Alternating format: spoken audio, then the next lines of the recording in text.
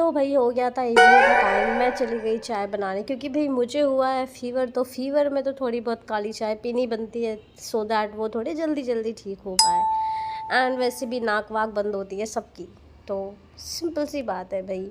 तो मैं लग गई चाय बनाने, और उसमें मैंने चीनी की जगह गुड़ का यूज़ किया, जो मेरे घर वाले अभी जस्ट गाँव से लेके आए प्योर गुड़, और मैंने चाय बनाने के लिए रख दी।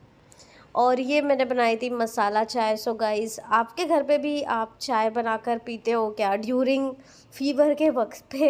ज़रूर बताना कमेंट सेक्शन पे। वैसे यहाँ भी मुझको हिचकियाँ शुरू हो गया, ऑफ मुझे तीखा लगता है, तो मेरे साथ ऐसा